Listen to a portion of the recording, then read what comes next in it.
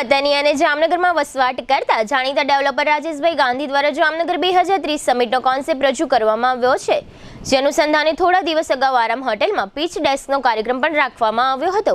રાજેશભાઈ ગાંધી દ્વારા આજે મંગળવારે સવારે જામનગરની સયાજી હોટેલ ખાતે એક પત્રકાર પરિષદનું આયોજન કરવામાં આવ્યું હતું અને આ પત્રકાર પરિષદમાં તેમના દ્વારા આયોજિત પીચ પ્રોગ્રામની સિઝન 1 ની સફળતા અંગેની વિશેષ માહિતીઓ આપવામાં આવી હતી તથા આગામી 4, 5, 6 એપ્રિલે યોજાનારા પીચ પ્રોગ્રામના સિઝન 2 અંગે પણ વિગતો આપવામાં આવી હતી। 5 વર્ષ પછી 2030ની સાલમાં જામનગર કેવું હશે અને જુદા જુદા ક્ષેત્રમાં વિવિધ પ્રકારના આઈડિયા ધરાવતા લોકોને ઇન્વેસ્ટર સુધી કેવી રીતે પહોંચાડવા તે માટેનું આયોજન જામનગર 2030 કાર્યક્રમમાં ગોઠવવામાં આવે છે।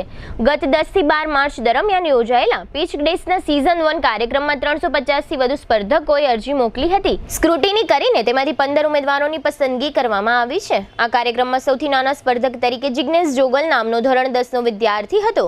તેણે એઆઈમાં માસ્ટરી મેળવીને પોતાનો વ્યવસાય સ્થાપિત કર્યો છે। જિગ્નેશ જોગલના આઈડિયા માટે ઇન્વેસ્ટરોએ ₹1 કરોડની રકમ ઇન્વેસ્ટ કરવા માટે સંમતિ આપી છે, એમ રાજેશભાઈ ગાંધીએ આ પત્રકાર પરિષદમાં જણાવ્યું હતું। આ ઉપરાંત ડોક્ટર યોગેશ કુમાર અને તેમના 3 અન્ય ભાગીદારો જે જીજી હોસ્પિટલમાં ડોક્ટર તરીકે ફરજો બજાવે છે, તેઓ જામનગરમાં ઝડપી ડિલિવરી કરનાર એક કંપની તરીકે એક સ્ટાર્ટઅપ ચલાવી રહ્યા છે। ઇન્વેસ્ટરો દ્વારા તેમને ₹5 લાખનું ફંડિંગ આપવામાં આવશે એવી જાહેરાત થઈ હોવાનું રાજેશભાઈ ગાંધીએ જણાવ્યું છે। આ ઉપરાંત 12મી માર્ચે ફાઇનલ સ્પર્ધક તરીકે બિઝનેસ વુમન અંજના વસોયાને ટ્રોફી આપવામાં આવી હતી, જ્યારે જિગ્નેશ જોગલને બેસ્ટ પીચ માટે આઈફોન ભેટ આપવામાં આવ્યો છે। આ ઉપરાંત નાની ઉંમરના સ્પર્ધક તરીકે નંદની વિટલાણીનું નામ જાહેર કરવામાં આવ્યું હતું। તેમના સ્ટાર્ટઅપનું નામ ગુજ્જુ ફ્રાય છે। આમ એપ્રિલના કાર્યક્રમ માટે ગુજરાત અને દેશ વિદેશના ઇન્વેસ્ટર અને સાહસિકો રજીસ્ટ્રેશન કરાવીને પીચ પ્રોગ્રામ કાર્યક્રમની સિઝન 2 માં જોડાઈ શકશે। આજની પત્રકાર પરિષદમાં વિવિધ મીડિયા સાથે જોડાયેલા પત્રકારોએ બહોળી સંખ્યામાં હાજરી આપી હતી। આ તકે જીટીપીએલ જામનગર ન્યૂઝના મેનેજિંગ એડિટર જયેશભાઈ પારેલિયાએ આ પત્રકાર પરિષદમાં હાજરી આપી 2030 સમિટના આગામી કાર્યક્રમોની વિગતો મેળવી હતી। આ સમગ્ર કોન્સેપ્ટ અંગે જામનગર 2030ના ડિરેક્ટર રાજેશભાઈ ગાંધીએ પત્રકાર પરિષદમાં આપેલી વિગતો પ્રસ્તુત છે।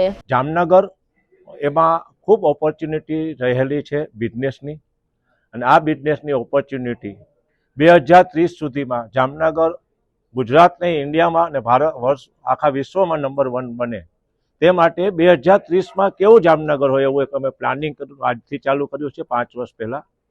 એના ભાગરૂપે આપણે પીચ ડેસ્ક કરીને એક સમિટ 3 દિવસ આરામ હોટલમાં કરેલી, જેમાં વિવિધ લોકો પોતાના આઈડિયા લઈને આવેલા અને આ આઈડિયામાં એક 15 વર્ષના છોકરાથી કરીને ડૉક્ટરો સુધી અલગ અલગ આઈડિયાઓ હતા, જેને ઇન્વેસ્ટમેન્ટ પણ મળેલું છે અને જે લોકો જામનગરને આગળ લઈ જવા મદદ કરશે। આ પ્રેસ કોન્ફરન્સ આવું જ એક જેમાં તમારા આઈડિયાને ઇન્વેસ્ટમેન્ટ મળે, વેગ મળે, પૂરો સહકાર મળે એવું જામનગર પીચ ડેસ્ક 2O 4, 5, 6 એપ્રિલમાં અમે કરવા જઈ રહ્યા છે અને 4, 5, 6 એપ્રિલના સુધી તમારે અમારી વેબસાઇટ ઉપર જઈ રજીસ્ટર કરી અને તમારા આઈડિયા સબમિટ કરાવી શકશો।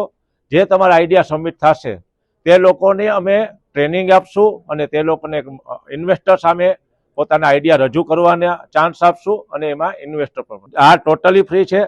3 દિવસ ચાલશે અને ટોટલી ફ્રી છે। 4 અને 5 પ્રિલિમિનરી રાઉન્ડ છે અને 6 મેઇન રાઉન્ડ છે।